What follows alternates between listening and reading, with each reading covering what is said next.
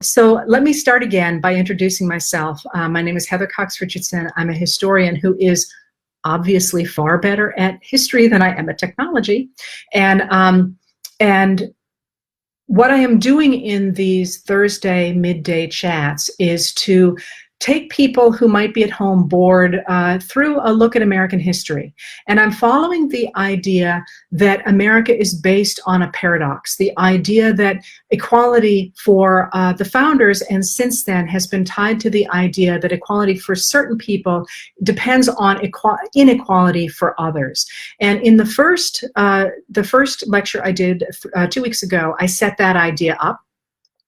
The last week, I set up the idea that the oligarchs in the South before the Civil War managed to leverage that idea of an American paradox to say that if others got rights, white men would lose them, and how, based on that ideology, they managed to take over the American government in the 1850s until they were finally put back and pushed back by the version of American democracy embraced by Abraham Lincoln. The idea that true American democracy means equality of opportunity for everybody, not simply for white men. Now, I'm going to expand on that today and talk about how that played out. But first, I want to do a short disclaimer. Again, my name is Heather Richardson, Heather Cox Richardson, I write under, and I'm a history professor. I do not speak for my employer. And what I'm doing in these talks is to expand on a certain version of American history, a certain argument of American history, and that's going to be different than you would hear from somebody else, and it's going to include a lot of things that you might have never heard before, and it's going to exclude a lot of things that you might be expecting to hear. So let me pick up where I was last week, and again, apologies for those of you who couldn't find me. Again, I was broadcasting on the wrong Facebook page. So what I want to do today is to pick up where I left off last week. And if you remember where I left off last week, I talked about how oligarchs in the Confederacy had tried to take over American government to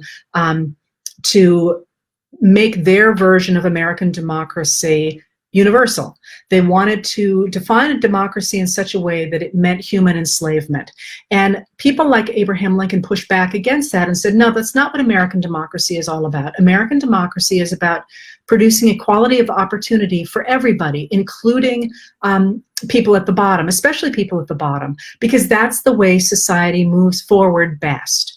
And so I talked about how that plays out during the Civil War and how by 1865, Republicans in charge of the American government include African-American men. And what I didn't talk a lot about was how after 1865, but dramatically after the 14th Amendment in 1868, that vision increasingly also includes women. Women begin to argue for the right to have a say in American society. And in 1869, they organized two suffragist associations that are going to join together much later in 1890, which is when most people hear of them. But they're really part of that immediate post-war push for universal equality. And you see that its high watermark really is in 1870.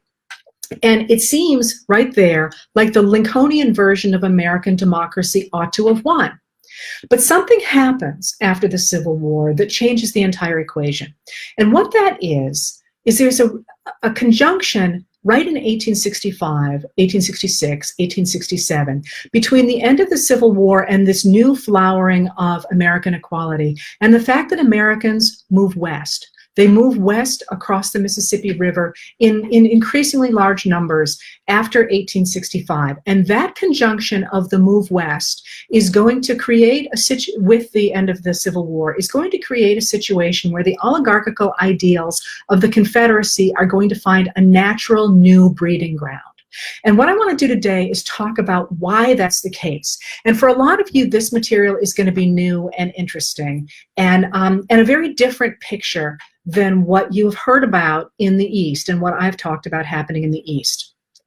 And the first thing to remember, and the important thing to remember, is first of all, we have to go back earlier than the Civil War to understand why the move west made such a difference. And the first place to start is with the fact that the West has its own founding story that is completely different from that of the East.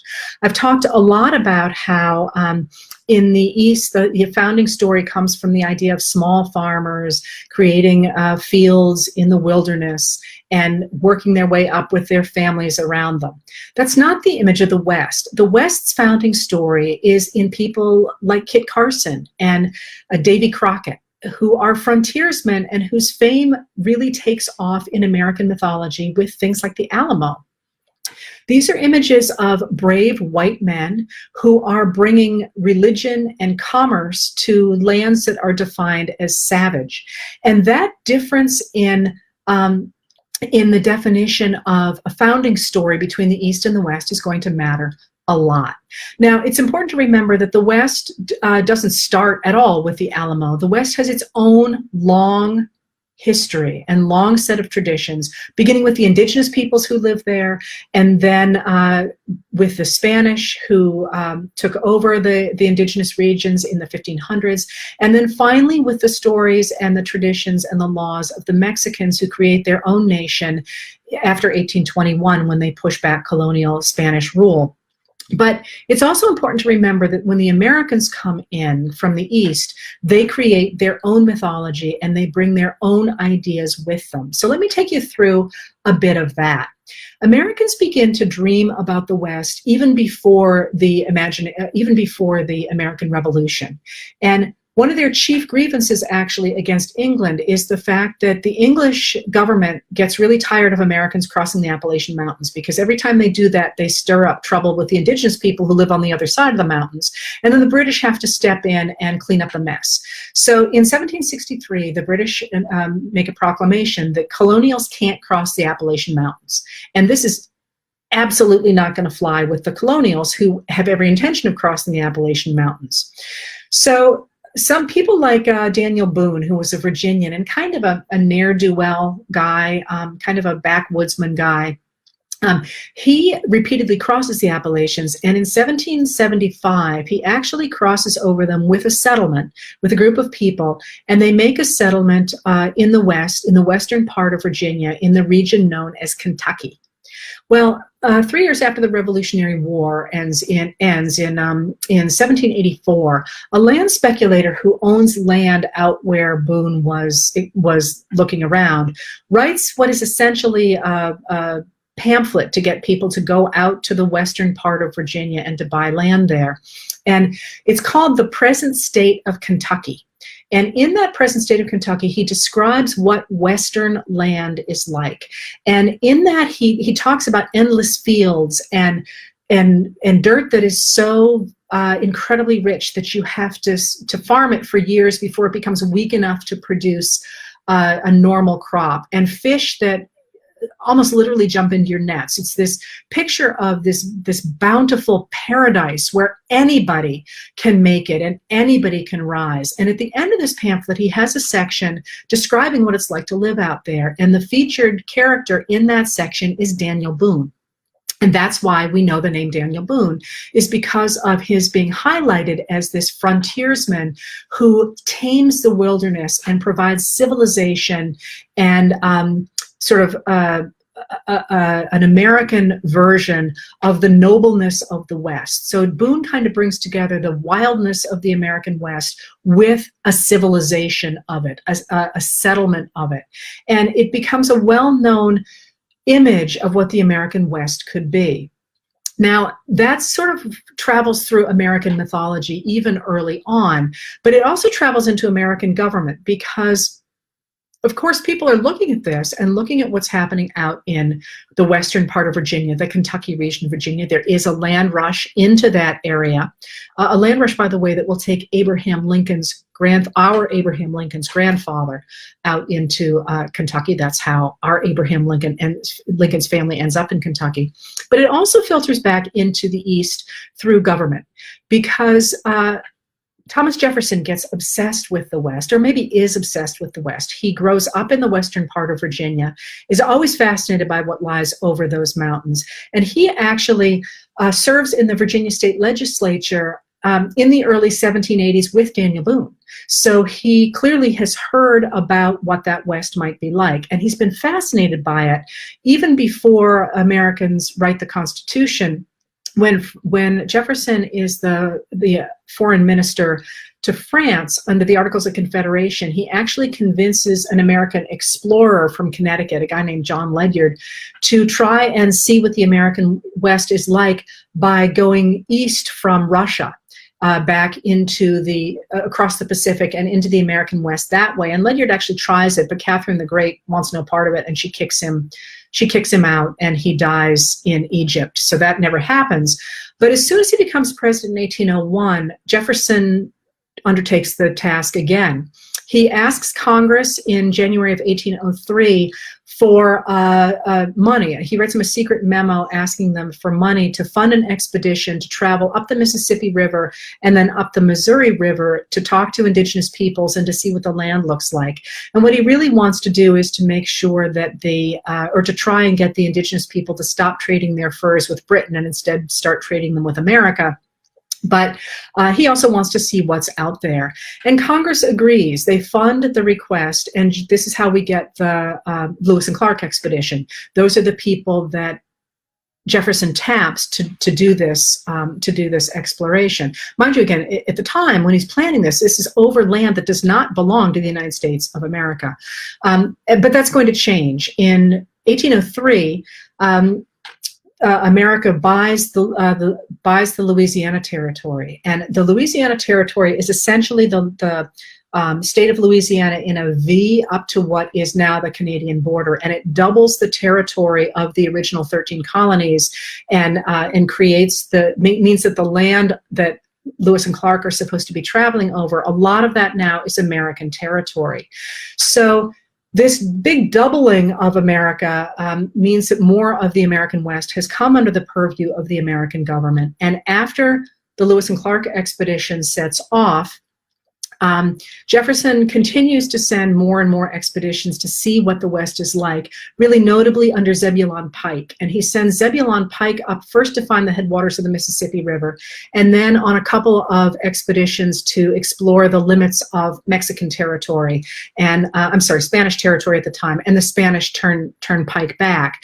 But both Pike and then the Lewis and Clark expedition come back to the American East with all kinds of specimens and stories and journals about what the American West looks like. And Jefferson is so fascinated by these that he actually turns an anteroom in the White House into a Western museum, if you will. And he has the enslaved people in the White House arranging buffalo heads on the walls and a table full of pottery and arrowheads. And he even keeps a couple of caged grizzly bears on the front lawn of the White House so that people can actually see what the West might look like.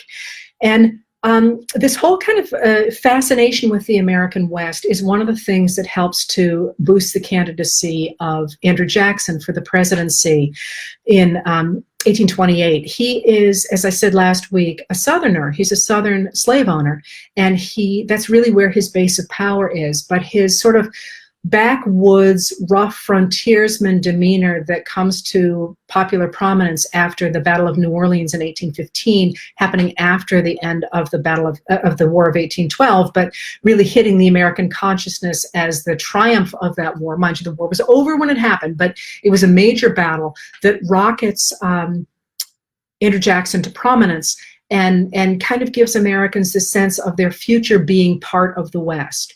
Well, what happens with the end of the War of 1812 after 1815 is that economic boom I talked about last week in a different context, an economic boom that inspires Americans to believe that they are destined to move west into this new Louisiana territory and beyond. And with the indigenous peoples and the British pushback away from the western frontier, Americans increasingly push into the West and into new cotton lands, especially, as I talked about last week, after the Indian Removal Act and the Trail of Tears in 1830. But for my purposes today, the place we want to start for the foundation of the American West is not with the Eastern expansion, but rather with the Western expansion. And that takes off dramatically after 1821, when Mexico throws off the Spanish rule, the colonial Spanish rule, and begins to welcome trade with the Americas. And the way that that trade happens, and by the way, on the other video that I may or may not figure out how to post somewhere, I told a personal story about this. The way this happens is after 1821, when the Mexicans throw off the Spanish colonial rule, Americans, Mexicans, and Comanches begin to trade along the Santa Fe Trail. And the Santa Fe Trail stretches from Missouri, from St. Louis, Missouri to Santa Fe, obviously, and then drops straight down into Mexico. It's actually a different trail name when it goes down into Mexico, but from Missouri to Santa Fe, New Mexico, that trail is a trading trail. So Mexicans, Comanches, and Americans are all trading along the Santa Fe Trail after 1821. And what that means is that Mexicans begin to move Mexican goods out of Mexico into the American East. It also means something interesting for American history that I will not go into today, and that is that traders come down go west along the Santa Fe Trail, and they cut up into the mountains. So from the 1820s, 1830s, 1840s, and into the 1850s, we get traders like Kit Carson, for example, cutting up into the mountains and becoming fur traders. And this is where we get fur trapping and fur trading and the mountain men as early symbols of American heroes and American Westerners. It comes out of the Santa Fe Trail and that poke up there into the mountains to trap furs. So while Americans are starting to pay some attention to the trappers and the traders in the 30s and the 40s, I'm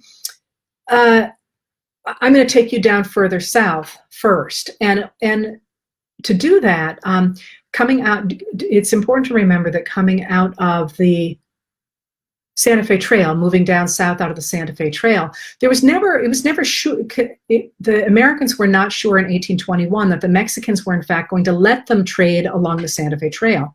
It was unclear that that was going to happen, but the Mexicans are actually quite willing to welcome the Americans into what is then Mexican territory, but into the land of Texas, because they're interested in trying to stabilize that region against the Comanches, because it's really Comanche territory. The Comanches run an empire in the center of the country, the center of the plains there, known as Comancheria, and they trade cattle and later captives both south into Mexico and east back into the American East. And Mexico is perfectly happy to have Americans come into Texas and settle that land. So they encourage Americans to come into Texas, and Americans are eager to do so because after, as I say, the opening of the southeastern lands with the Indian Removal Act, the southern expansion of cotton is moving throughout the Southwest, and it moves into Texas. So there's a problem here because Southern white men are moving their version of democracy into Texas, into Mexican territory, and in 1830, Mexico outlaws human enslavement. So now you've got those white Anglo-Americans who have moved into Texas to spread their cotton plantations into that region, and Mexico has said that their system of labor, their enslaved system of labor, is no longer legal there. What happens then is that Americans join together with Mexicans who oppose the government that has imposed this law, and a number of other laws they don't like as well, but this law against human enslavement. They joined together to oppose this government, the government of Santa Anna, in October of 1835, and they joined together as a group called Texians to fight back against Santa Anna's troops. And by December of 1835, they have in fact pushed Santa Anna's troops out of Texas and hunkered themselves down to hold the ground for what they know is going to be an inevitable reprisal. They hunkered down near what is now San Antonio. They hunkered down in a mission, and that mission is, of course, the Alamo. They hunkered down in the Alamo mission near San Antonio. And this idea of these men hunkered down in this Alamo mission becomes the foundational point of American Western history. What happens is, of course, that more Americans pour into the Alamo to hold this land against the Mexican government. Reminder here, it is actually Mexican territory, and the Texians are fighting against the established Mexican government, and they are doing so because they oppose that government's imposition of a law that says you can no longer enslave other people. That's not, of course, how the myth is going to go. But more Americans pour into the Alamo until about 200 people, including David, as he is known then, Crockett. He becomes known in mythology as Davy Crockett, including David Crockett, stay in the mission when 1,800 of Santa Anna's men surround it in February of 1836. And on March 6, 1836, Santa Anna's troops attack the Alamo mission and they kill almost all of the defenders. They do not kill Davy Crockett. And it's important that they don't kill Davy Crockett and that everybody believes they did, because that is part of the myth of the Alamo. The idea that there was this brave group of Americans who sacrificed themselves as great heroes in order to spread democracy into a benighted region. And in fact, Crockett surrendered, and he is executed a couple of days later, and that is incontrovertible at this point. Historian Jim Crisp has proved that pretty definitively. But a lot of people are not going to want to hear that, because that image of the Alamo, the image of the Alamo as being this foundational event for American Western history, where these brave men take on savages who are threatening American democracy, becomes the foundational event for American history.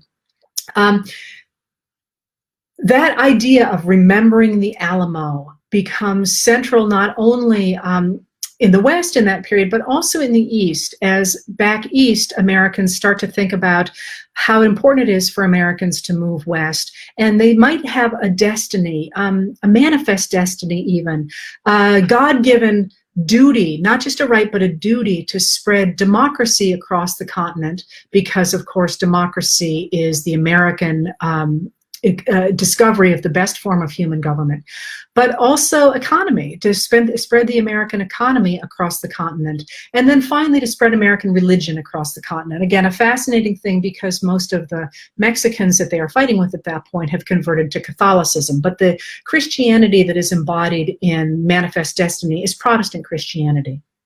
So this image of the American West becomes foundationally rooted in the idea of a man, as opposed to a farmer with his family, an individual frontiersman taking on, if you will, savages. Well, that plays out after the Alamo in the 1840s. In 1846, and I won't go into how this happens, but in 1846, America declares war on Mexico, and the U.S. troops move south, and they move south incredibly easily because the Comanches have in fact been raiding in the northern borderlands of Mexico, and as a result, there are very few people to stand against the Americans, but they don't know that. The troops don't know that at the time. The Army doesn't know that at the time. They just think they're winning so dramatically in Mexico because they're better fighters and the Mexicans are running away. That's not what happened. But at the end of the Mexican War, in 1848, the Treaty of Guadalupe Hidalgo is going to change the American equation extraordinarily. Because what the treaty does, the Treaty of Guadalupe Hidalgo does, is it gives America that huge chunk of land of the entire American Southwest. And that's land that is eventually going to become the states of California, Nevada, Utah, Colorado, New Mexico, and Texas. And in exchange, it assumes some of Mexico's debt. But this is going to be a game changer in American history, because almost immediately, Americans are going to pour into that land, because 10 days before the Treaty of Guadalupe Hidalgo is signed, workers discover gold at Sutter's Mill in California. One of those timing things in world history. If the Mexicans had known there was gold in California, they would never have signed that treaty. You think if that gold had been discovered a month earlier and news had come out, but it wasn't. It was 10 days earlier. And with the Treaty of Guadalupe Hidalgo, America now gets this giant chunk of land that is going to complete the American lower 48, not Alaska and Hawaii, with the exception of the 1854 Gadsden Purchase, which I probably won't talk much about today, although it's tempting because nobody's ever heard of the Gadsden Purchase, and this could be my great moment in the sun. But with the Treaty of Guadalupe Hidalgo, American territory gets very big very quickly. Now, I'm going to pick that up in a second, but it's important to remember when I talk about Western history that there is something very different about the American West than the American East. Not only its foundational story, but also the indigenous peoples who live there. Because unlike in the East, the indigenous peoples who live in the Great Plains have horses. Horses are an absolute game changer because horses enable the Plains Indians to be extraordinarily formidable fighters. So how does this happen? Horses are not native to the American continent. We actually had them, had giant horses way back in a previous era. But for our era, the horses came with the Spanish. And the way I always figure it is that they come with the Spanish, and I always remember that jingle. In 1492, Columbus sailed the ocean blue. So that's how I remember 1492. But I always figure, and these are really loose numbers, I always figure that horses crossed into what is now the continental US in about 1500. And they traveled to what is now the border of Canada in about 1776. Those are just ballpark figures that help me remember it because the actual dates don't matter terribly for what I do. But what you want to know is that these horses are moving up the plains from 1500 on. And almost immediately, as soon as they enter Plains Indian culture, they're big winners and they're big losers among the different tribes. But for a number of tribes who are going to be known as the horse Indians, it's a game changer to the point that the previously extraordinarily poor Indians who had been having to travel on foot, for example, to hunt bison or to hunt and gather, suddenly are horsed. And with horses, they are able, first of all, to hunt bison. And our buffalo, by the way, are not true buffalo. True buffalo are, the water buffalo, or the African Cape buffalo, those huge, extraordinarily dangerous animals. The American bison, it's called a buffalo, but the American buffalo's actually, scientific name is actually bison, and it's a much smaller animal, still plenty big, but it's a much smaller animal and much faster on its feet. So with the advent of horses, Indians can hunt the bison much more effectively, and some tribes become exceedingly wealthy because of that. That's going to change their entire social structures, and which I really don't have time to go into now, but for our purposes today, when Euro-Americans come in contact with those Plains Indians, what they're going to discover is they are very hard to find because they can move very quickly. They are also formidable fighters. So a Comanche, for example, can ride into battle with his legs slung over his pony. And by the way, these are going to be ponies, not horses. They're smaller than the horses that the Euro-Americans are going to use. He can ride into battle with his legs slung over the neck of his pony, shooting arrows out from underneath the neck of the pony. And he can shoot them fast enough to keep an arrow in the air at all times. And he can shoot those arrows with such force that they can go through a bison. And, I used to read that, and I used to think, no way, I've seen a bison, you couldn't possibly put an arrow through it. And I, many years ago, taught at MIT. And so I got one of my engineer students who was at the time in a PhD program, hi Clint, and asked him if in fact an arrow could go through a bison. And he did the calculations and said, yeah, you could actually, the force would be enough to send an arrow through a bison. So they're fighting at this level. They are incredibly quick fighters. They can keep a weapon, a deadly weapon in the air at all times. And they are coming up against Euro-Americans who are tied to, at that time, guns that are before the Civil War that are not rifled, so they are not accurate at all. And they take, a really good marksman 45 seconds to clean and load and shoot.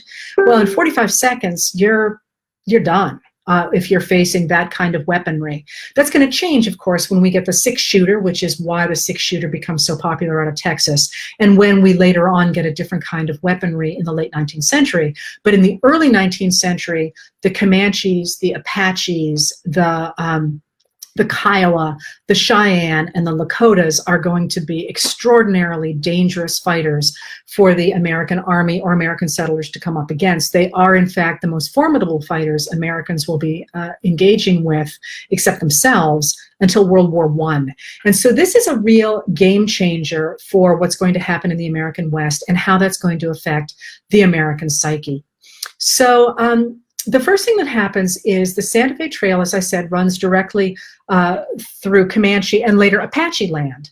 And at first, the Apaches have a pretty good relationship with Euro-Americans because they both hate Mexicans at that point. But quickly in the 1840s, the Apaches have had enough of the Americans coming through their land, and they start to push back.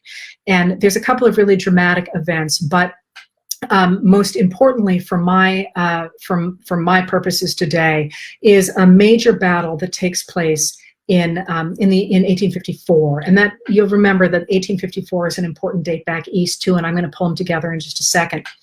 In 1854, a beef contractor blames the Apaches for stealing his cattle, and the U.S. Army is like, okay, we're done. We're going to end these skirmishes once and for all. So they march out and they engage the Apaches in a dramatic battle near Pilar, New Mexico. And at first, in the first of the battles, I'm always nervous about reading Spanish or saying Spanish names because I get so nervous about it, I mispronounce it. The Battle of Cieneguilla, I actually wrote that down so that I would make sure I try to pronounce it right anyway. In 1854, the Apaches win, and they manage to rout the U.S. soldiers and lose very few of their own people. But a week later, Army scouts find the band, and the Army scouts are actually led by Kit Carson. Kit Carson's like everywhere in the late 19th century.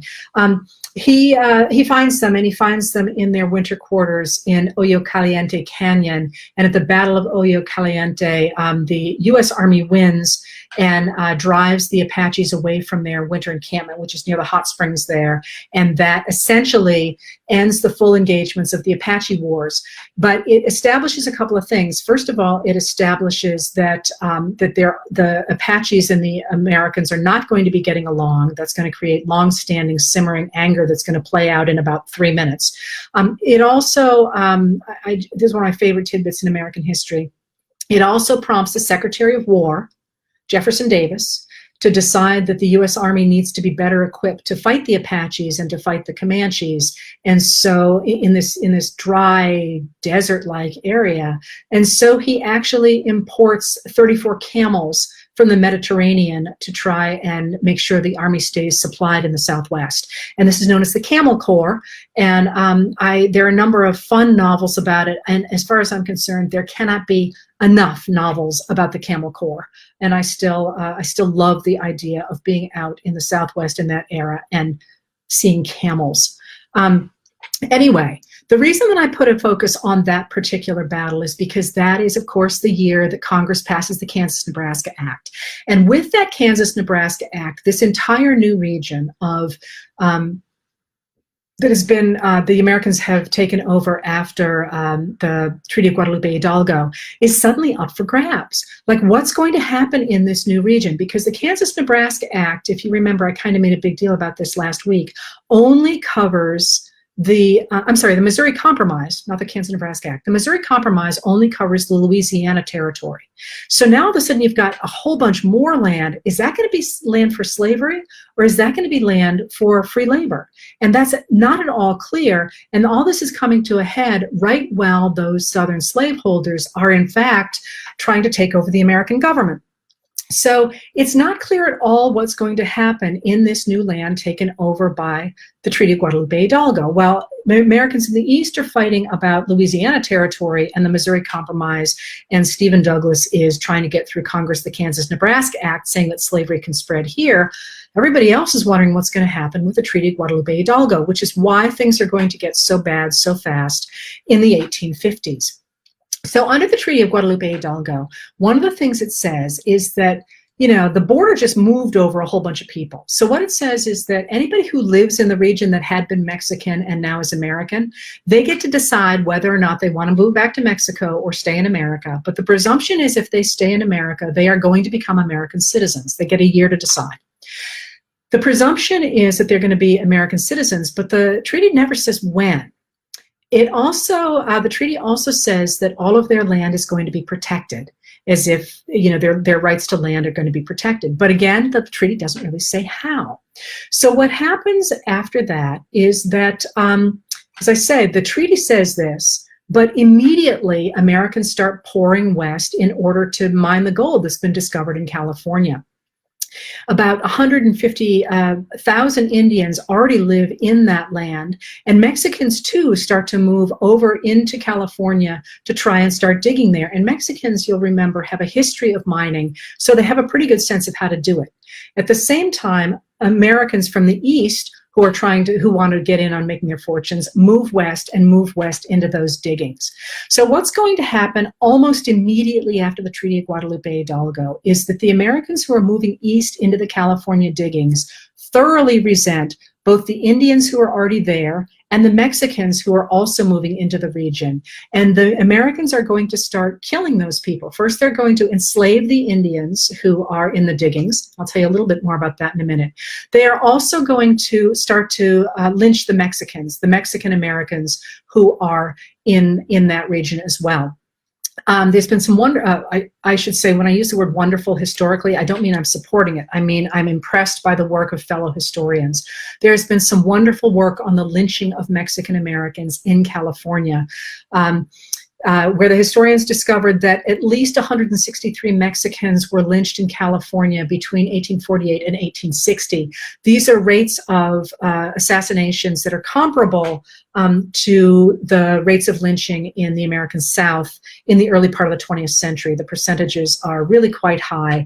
And more interesting for my purposes today, those lynchings also involve the mutilation of the bodies of the Mexicans who were lynched. And mutilation of bodies is a really important thing psychologically in human history. If you mutilate a body of a foe, of a deceased foe, you are denying that person humanity. You are saying that they are not of value, that they are somehow less than you. So the mutilation of the corpses of the lynched Mexicans actually matters.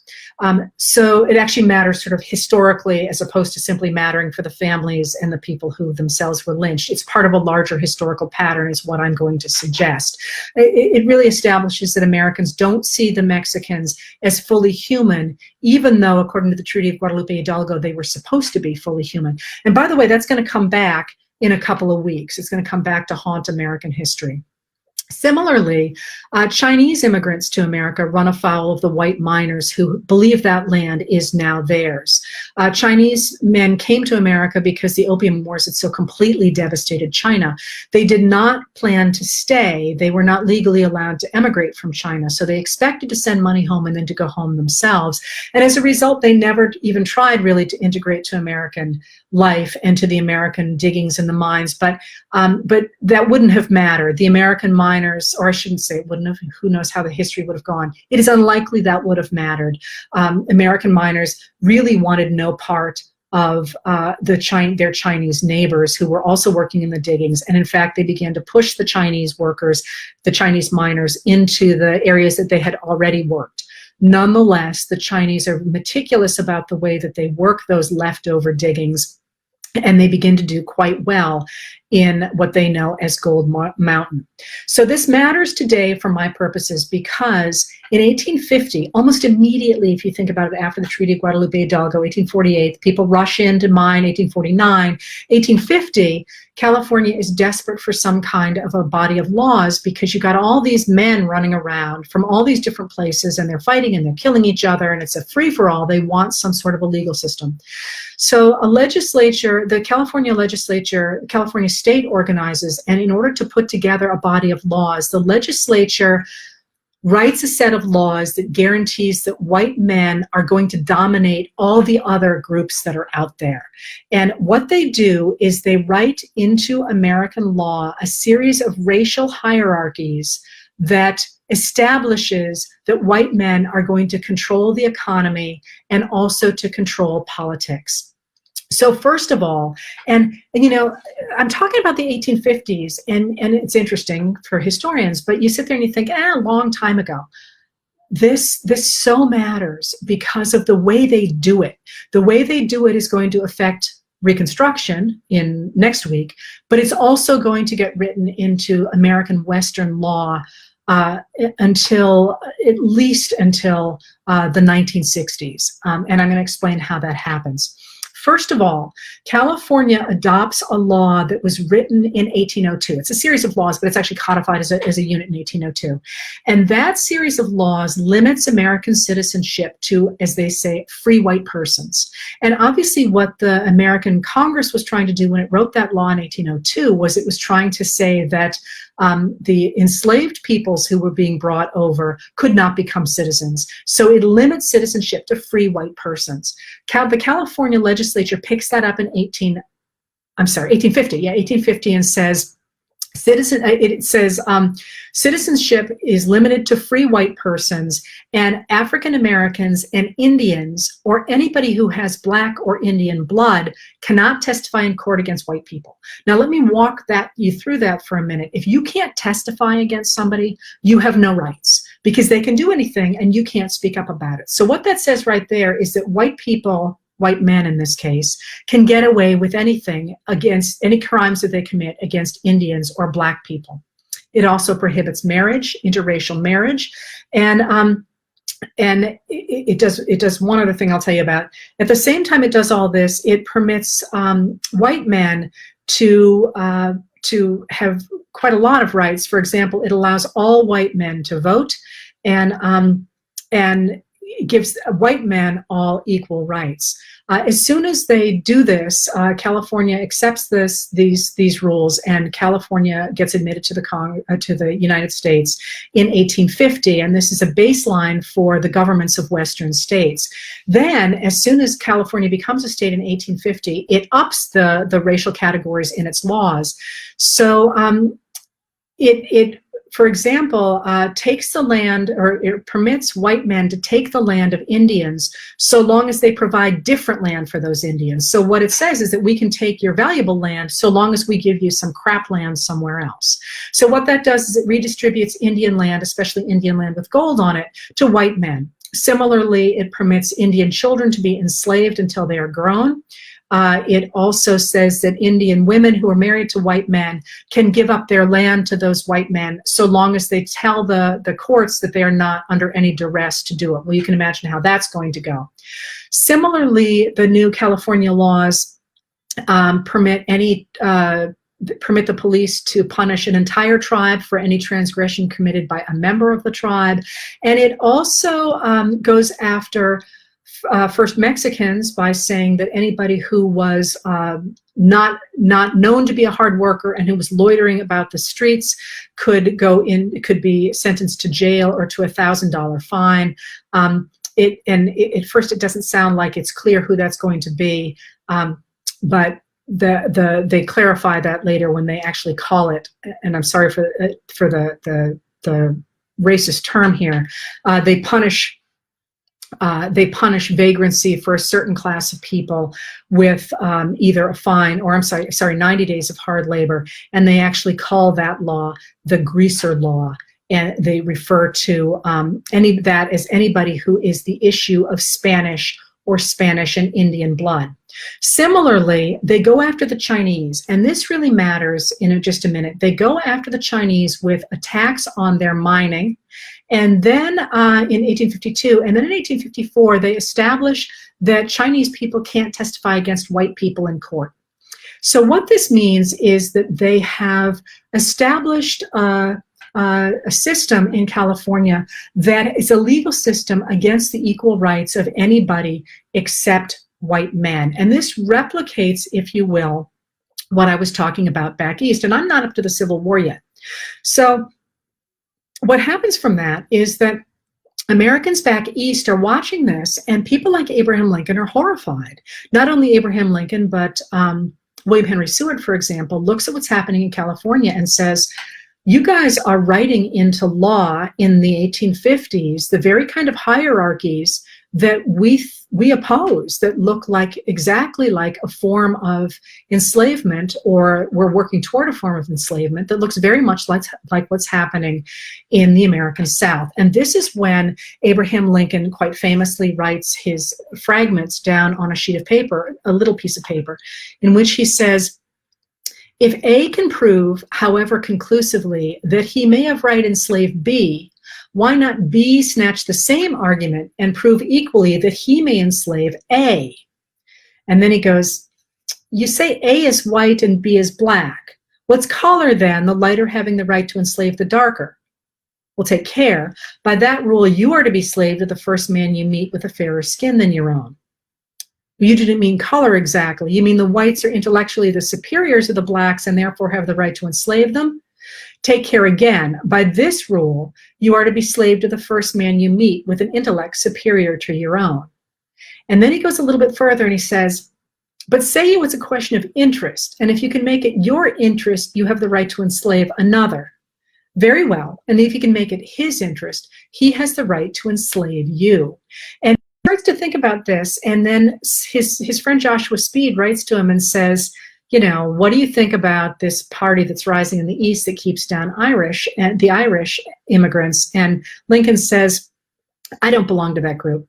There's a quote, how could I be it? How could anybody who abhors the oppression of Negroes be in favor of degrading classes of white people? When it comes to this, I should prefer emigrating to some country where they make no pretense of loving liberty. To Russia, for instance, where despotism can be taken pure and without the base alloy of hypocrisy. So back east, people like Lincoln saw what was happening in the West, and they hated it. They didn't want any part of these categories, these hierarchies being written into American government. And in fact, in the Republican platforms of 1856 and 1860, they say, we are all in favor of immigrants being welcome on equal terms to American society, which was a dramatic thing to be saying in the 1850s, as these other people, both in the South and the West, are saying, no, we're going to have categories of Americans. So as soon as the war breaks out, the American Congress under Abraham Lincoln works really hard to take in the American West in such a way that they're going to spread their version of America and not the Confederates' version of America into those Western lands. And if you think about it, before the Civil War, the American West looks on maps rather empty. It doesn't have any lines. What that means is that land is controlled by the indigenous peoples who own the land. By 1865, Americans from the U.S. Congress have imposed over that land an organizational system of territories and states that looks virtually like it does at the present. They won't have separated out the territory of Wyoming, which happens in 1868, and they will not have divided Dakota Territory in half, which happens in 1889, but they have tried to take that entire region and to settle it again on indigenous lands, and that's another part of the story that I will get to in a bit. They've tried to settle it with their version of democracy, with their version of free labor, and they really think by the end of that war that it's worked, that they have managed to go ahead and erase that oligarchical system across the West with their new version of democracy. But having set all this up, what I would like to argue is that, in fact, the Civil War, rather than demolishing the idea of hierarchies in the American West, it exacerbated them. And when it exacerbated them, it made it a perfect place for the oligarchical system of the Confederacy to grow and live again.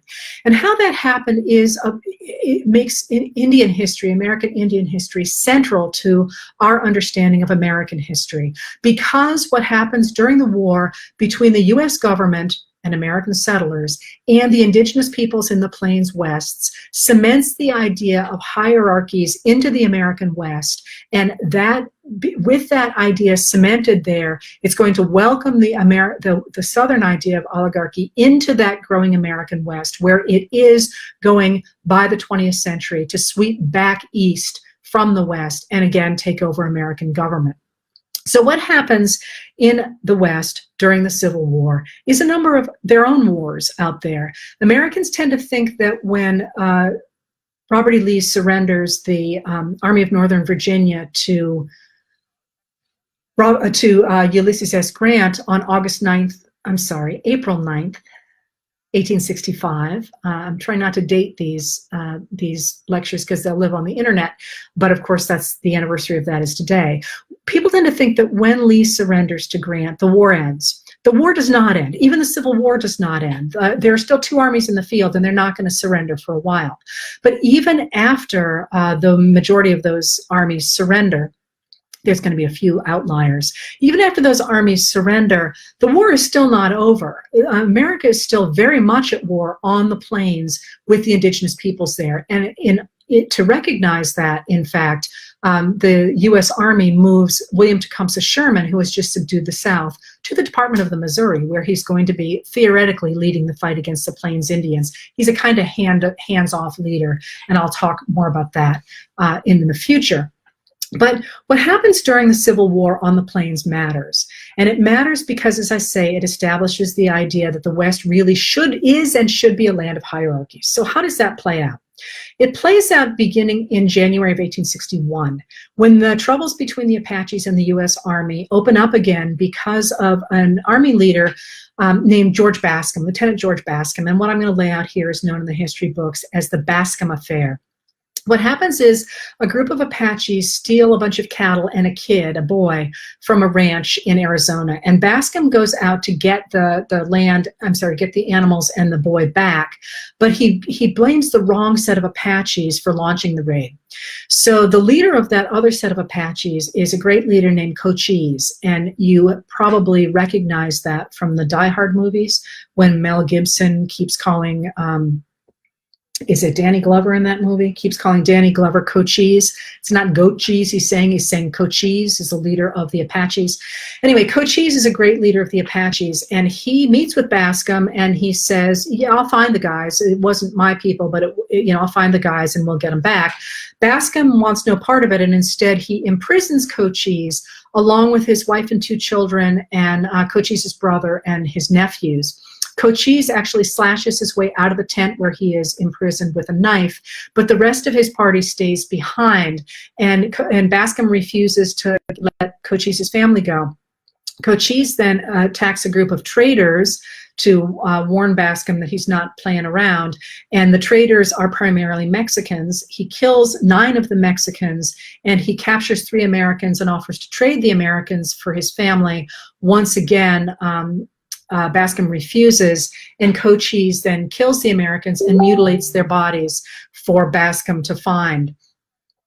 In mid-February, in retaliation, Bascom's people hang Cochise's brother and his nephews, and that puts the Apaches and the U.S. Army in all-out war.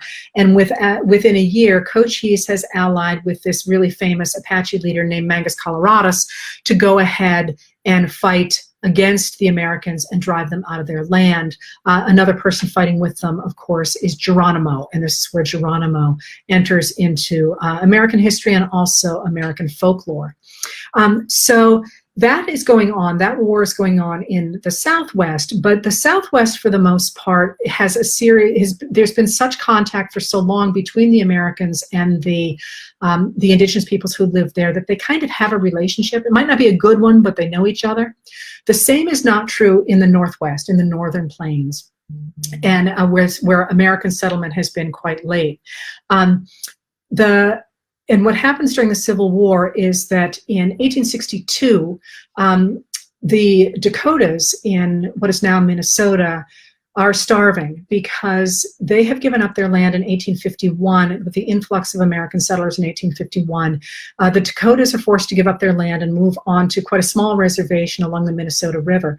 When that happens, they're supposed to be getting food and clothing and provisions as well as an annuity from the U.S. government. And the U.S. government always funds those annuities. There's a long history of the relationship between Congress and American Indians there. But they do, in fact, almost always fund those. That doesn't mean the Indians get them, but it means Congress funds them. One of the very few times they don't do that is 1862. In the middle of the Civil War, Congress is skint. It's got no money, and the place where they don't put in the money is in funding the Indian treaties. So in 62, the Indians who are supposed to be getting food and provisions aren't getting their food and provisions.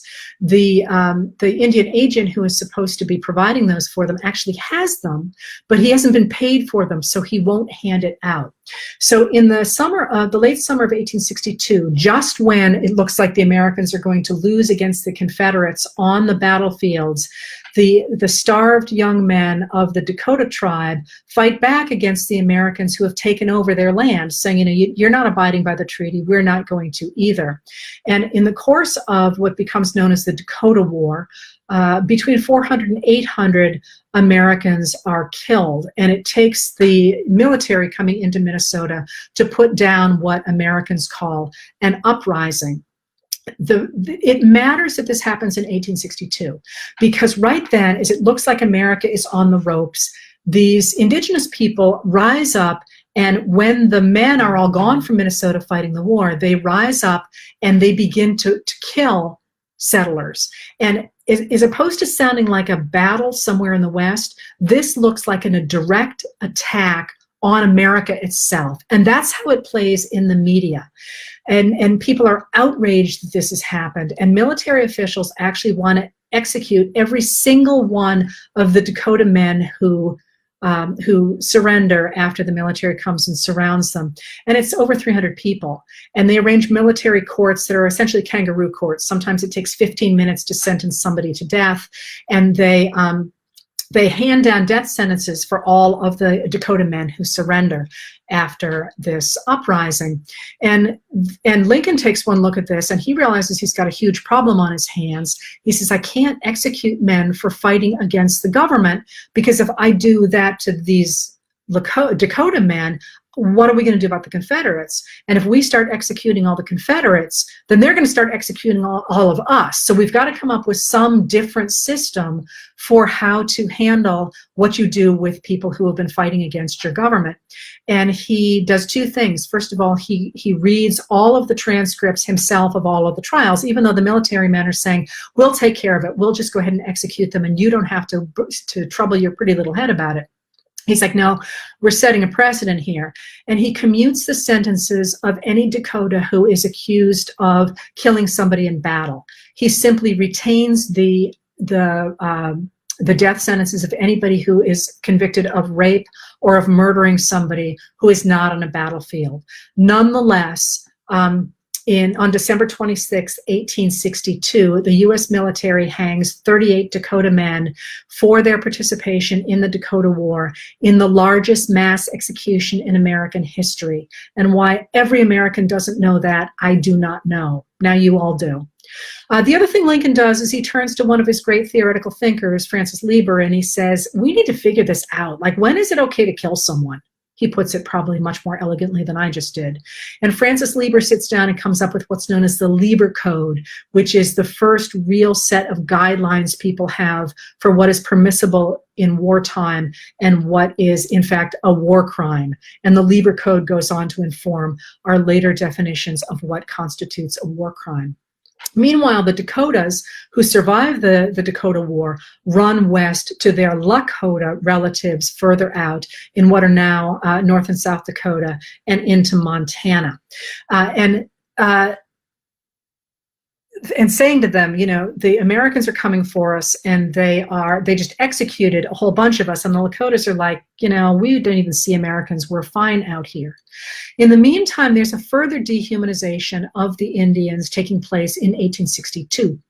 And what happens there is that after the Confederates push into Arizona and New Mexico, the U.S. Army rushes in and pushes the Confederates back out of Arizona and New Mexico.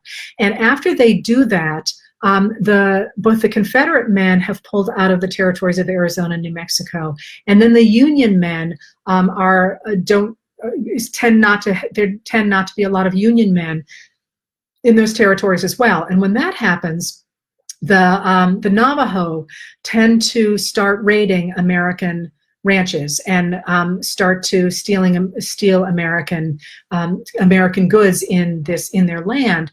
And when that happens, both the Apaches and the Navajos are taking advantage of the chaos that's down there in these territories. And in late 1862, the Army orders a fort in the region to protect the settlers, and this is going to be known as Fort Sumner. And next to it, he lays out a reservation known as Bosque Redondo, where he hopes to pull the Apaches and the Navajos in and turn them into farmers. Then in 62, the leader of the army down there goes to war with the Apaches and with the Comanches. And he, I'm sorry, with the Apaches, not with the Comanches, goes to war with the Apaches under Cochise and under Mangus Colorados. And he orders the army to kill any Apache men, even if they are surrendering, even if they're under a flag of truce, because he says they are treacherous, which I think is an interesting lack of self-awareness. Anyway, he says you should kill anybody, the army should kill anybody, and he claims, as he said, this severity in the long run will be the most humane course that could be pursued toward these Indians. They, in fact, do manage to round up the Apaches and kill Mangus Colorados, cut off his head, boil it, and send the skull back east to a prominent phrenologist who proclaims the skull proves he is a monster. Anyway, with the Apaches literally beheaded, their leader literally beheaded, the army moves about 500 Apaches into Bosque Redondo and then turns to fight the Navajos. And under Kit Carson, they managed to round up the Navajos out of their quarters, out of their region in Arizona, and move them on a long march, what's known as the Navajo Long Walk, into Bosque Redondo, the western equivalent of the Trail of Tears that happens back east. What they have done then is they've moved the Apaches and the Navajos into Bosque Redondo, which, although it was set up to be a reservation to teach farming, is essentially a concentration camp. They're going to die at really large rates. And in 1863, 1864, that's just fine with the army. Again, in this period of the Civil War, when life is being taken really quite lightly, the idea of Indians being concentrated in a place where they can't survive does not seem to army officers to be a problem. I'm not done yet. This dehumanization of Indians is going to continue in Colorado in 1864 after the Long Walk of the Navajo. In 64 in Colorado, the Cheyenne are in trouble because they have had in the 1850s also to give up their land and to be forced onto a small reservation in Colorado. And a number of the young men of the Cheyenne bands refuse to accept the reality of that treaty. They say, we never signed it, we're not going to be bound to it. And they continue to raid in Colorado territory. As people in Colorado, as the men in Colorado move back east in order to fight the war, the governor of Colorado really can't handle the skirmishing that's going on between the settlers and the Cheyenne dog soldiers, but more than that, he wants to exploit the skirmishes between them in order to cement his own political power. He's hoping to continue to be governor even after Colorado becomes a state. So eventually, in 1864, he issues a proclamation in which he authorizes all citizens, quote, to kill and destroy as enemies of the country wherever they may be found all hostile Indians. Well, one of the things that Indian fighters always do, because it's way easier, is they tend to go after peaceful camps of Native peoples rather than after the hostile bands, because the peaceful camps are easy to find. They're not hiding. And that's precisely what happens. On November 28, 1864, the army falls on a group of Cheyennes camped near Sand Creek, Colorado. They'd actually been relocated there by the army. Most of the men were out hunting, and the people in the camp were women and children and the elderly. And the next morning, the army falls on the Indians and massacres them, despite the fact that the Indians instantly raise a white flag. They are not equipped to fight, and they had actually already begun working with the army. And the soldiers killed as many people as they could find. They ultimately killed between 150 women and children and about 25 men. Now, Sand Creek is important for the story I'm telling about the establishment of hierarchies in the American West, because once again, U.S. soldiers butchered the bodies of the Cheyennes that they massacred at Sand Creek. And I won't go into the details. They are horrific. But one of the things that happens with this butchery of the Cheyennes is that this news spreads back to the East, and Congress is horrified at the news that their soldiers might have done this, and they launch an investigation, which is how we know about it. But Westerners look at the fact Easterners are complaining about the butchery of Cheyennes, and they say, you just don't understand how bad it is here in the East. We need to put these people down. They are endangering our lives, and you Easterners just don't get this. And that idea of Western Indians as being subhuman really takes off in the war and after 64 and after the Sand Creek Massacre, because for Americans who've got their brothers or their fathers or their husbands in the service, they don't want to believe that their soldier relatives could ever butcher a woman or take a man's body parts as a tobacco pouch. And so rather than saying, oh my God, we've got a problem here, our army needs to be cleaned up, they turn that into, our people would not have done that unless those people deserved it. And so to bring us full circle about why this matters today and why this matters for the story in American history is that at the end of 65, I left you last week with the idea that American democracy is a land where everybody is created equal, had won back east. Abraham Lincoln and the Republican Party and the U.S. armies on the field had won, and they had spread their version of democracy as equality across the East. They had destroyed the Confederacy and its hierarchical system of government in battle, and they had won this devastating war that had taken hundreds of thousands of lives and more than $5 billion, and it looked like Lincoln's version of America was going to win right up until 1870, when African-American men and women begin to argue that they should have a voice in society. And it looks like the Civil War has established equality for everybody and has erased that any unequal part of the American paradox.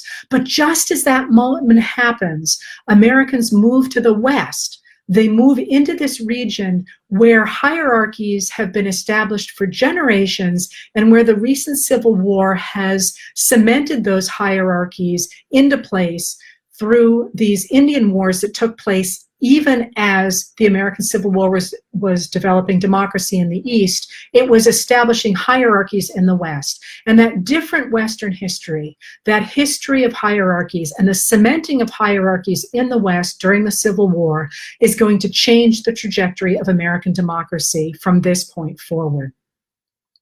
Sorry there was a screw up with the tapes. I hope that was interesting. And if it was, I will see you back here to do American history next Thursday at 1 o'clock. And if you are interested, on Tuesday, I do talks at 4 o'clock about American politics and how it relates to history. If you're interested in the story I'm telling here now, it's an expansion of what I'm arguing in my new book, How the South Won the Civil War, Oligarchy, Democracy, and the Continuing Fight for the Soul of America. Thank you very much. I'll see you next week.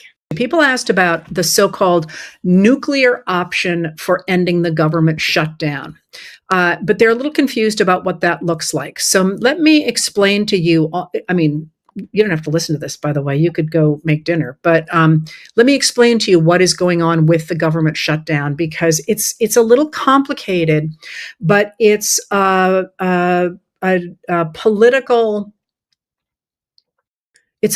flashpoint that is really important to the United States right now. Every shutdown is important to the United States right now, but this one is especially important right now because the Republicans under President Donald Trump are trying to force the Democrats to do what they want without regard for the norms of the way that the government has always worked. And that matters. So one of the things that I get a little frustrated by is I'm not interested in horse race stuff. I'm really not just because, I just find it mind numbing. And so many of you might feel the same way about the shutdown. It's like, they're holding a vote. They're not holding a vote. They're holding a second vote. They're holding it. And you're just like, I don't care. Tell me how it comes out. The reason that all of this matters is because it is an attempt on the part of the Republicans to force the Democrats to knuckle under and to do what Trump and the MAGA Republicans say. And that's why this has become such a big deal. Usually it's the other way around. The Republicans are trying to shut down the government because they're trying to slash the government. In this case, the Republicans are in control of the government. They have been unable to produce the appropriations bills that they were supposed to forever ago, or by the way, next year's budget. And as a result, they're trying to use the power of a shutdown to force the Democrats to knuckle under. What does this look like? What this means is that on September 30th, the funding for the government for the fiscal year ended. That's when the fiscal year ended. Did I say October? It's September 30th. I'm sorry if I said October. September 30th. So the government had to shut down beginning on October 1st. And what a government shutdown means is that the government does continue to pay the things that the executive branch deems imperative, but a lot of other stuff doesn't get paid. And theoretically, that will be made up later. And I'm not going to go down that rabbit hole, but someday, I write about that. There is more to that, but I'm going to leave that where it is for now. So what happened is this. In the House of Representatives, Speaker Mike Johnson, who's a Republican from Louisiana, is really caught between a rock and a hard place in that he has a majority, but it's a very slim majority of the House. And the Republicans have a number of Republicans who are not willing to, they're factional. They're fighting amongst themselves. The Democrats only have to peel off, I think it's 4 people to stop things from going through the House. I could be wrong about that number. People come and they go. It's not very many is the point. Now, one of the things that's a real problem for House Speaker Mike Johnson is that not only do the Democrats want the release of the Epstein files, so do a lot of Republicans. And Johnson is determined that he's going to make sure that those Epstein files do not see the light of day, despite the fact a number of Republicans as well as Democrats want them. And I believe it's 78% of the American people want to see them, because he knows, as Pam Bondi has made clear, as well as the Wall Street Journal, that Donald Trump is named in those. And we've already seen some material that was pretty bad. And we don't, obviously there's other stuff that the administration thinks will be very damaging, or they wouldn't be trying to hide it. You can speculate about what that would be. There's money issues, there's crime issues, there's all sorts of things. We do not know what's in those files. We have a lot of material from the files, but not everything that's in the files. So he has twice now sent the House home rather than facing a revolt from his Republicans over the Epstein files. But now he's got another real problem in that on September 23rd in Arizona, a woman named Adelita Grijalva was elected as a Democrat. And Republicans, I think it's 4 Republicans, as I say, don't quote me on that. And the Democrats have all gotten behind what's called a discharge petition. And that discharge petition, by the way, is being run by Thomas Massie, who's a Republican of Kentucky, as well as some other Republicans. And what that will do is it will force the Speaker of the House to hold a vote. It doesn't say it's necessarily the vote's necessarily going to be positive, but force him to hold a vote on whether to release the Epstein files. And he does not want to do this because a lot of Republicans want that out as well. And above all, they don't want to go home to their constituents and say they voted against it.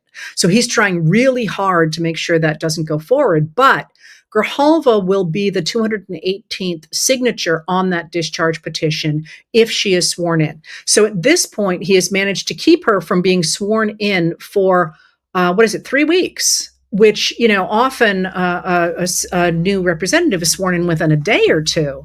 And at this point, the Attorney General of Arizona is talking about suing to have her sworn in. So he's got those problems on top of everything else. Now, the other problem he's got with this government shutdown is that a lot of the Republicans actually want to do what the Democrats are demanding that they do, which is to extend the premium tax credits that support purchasing of health insurance on the Affordable Care Act markets for people who make between 100% and 400% of the federal poverty level. That's a lot of people. But even more than that, because the premiums are going to go up on average more than 100%, that is more than double, that means a lot of the healthier people on those health exchanges will simply decide that they can't afford insurance and they will drop off them.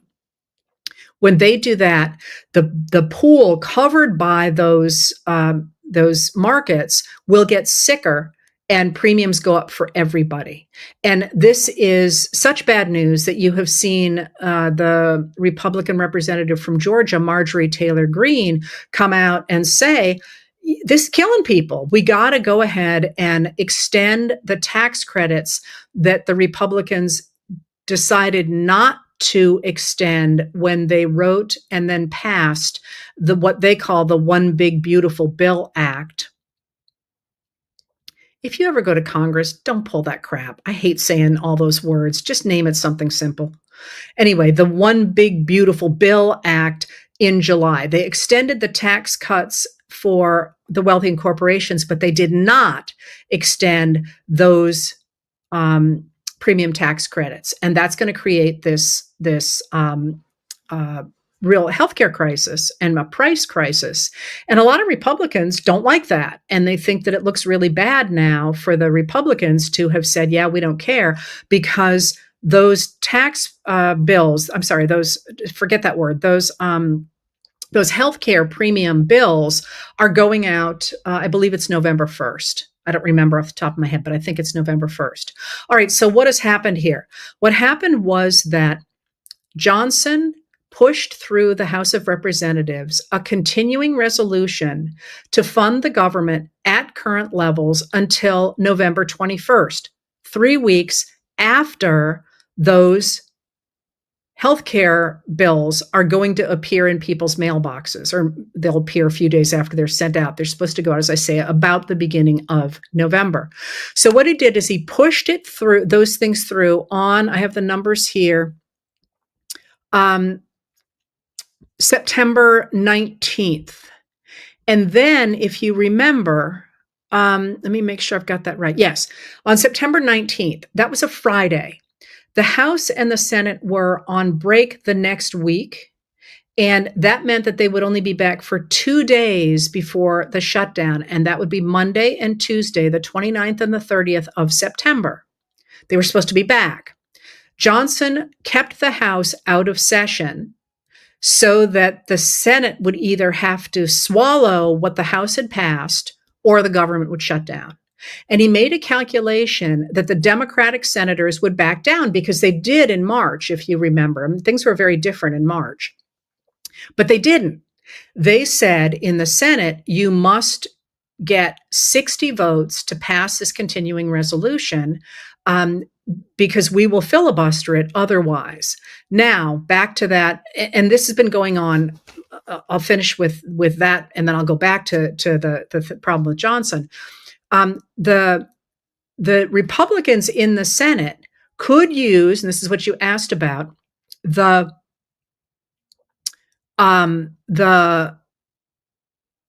what is the so-called nuclear option to pass the shutdown. To pass the continuing resolution. It's a simple procedural thing, but it basically says you can't filibuster this particular law, or it could be this category of laws, measures going forward. But if they do that, then the Republicans will be solely on the hook for passing a continuing resolution that permits the end of those premium tax credits that affect the healthcare markets. So they're trying desperately to get the Democrats to sign on to it and to say, yeah, we think it's important enough to keep the government open that we're going to look the other way while people's health insurance is so dramatically impacted. So in order to keep the pressure on the Democrats, Donald Trump has told the Republican senators do not negotiate with the Democrats, which is what one normally would do. You'd negotiate. He's refusing to meet with the Democrats. He says to the senators, do not negotiate, do not meet with them, and they're not doing it. At the same time, Johnson has said he will not call the House back into session until the Senate passes that continuing resolution. And they're at an impasse now. So how that's going to play out, I who knows? But that's what's going on. That's what the nuclear option was, and that's it's a question really here of whether the Democrats will say, and people are badly hurt by the shutdown, mind you, whether the Democrats will finally say, we just can't see this happen. We just can't watch people hurt this badly. We'll go ahead and knuckle under, or whether they will continue to say, as they are now, this is a Republican problem. You didn't pass the bills. You control both the House and the Senate. You're refusing to go negotiate with us. You're screwing people over on health care. Good luck to you, which is the position they're taking now. But we'll see. I think they need to get 8 Democratic senators, and one senator who usually votes with the Democrats but has not on this is Angus King of Maine, who's an independent. So I think they only need 7 senators, but in fairness, I have not looked at those numbers. So that's what's happening in that.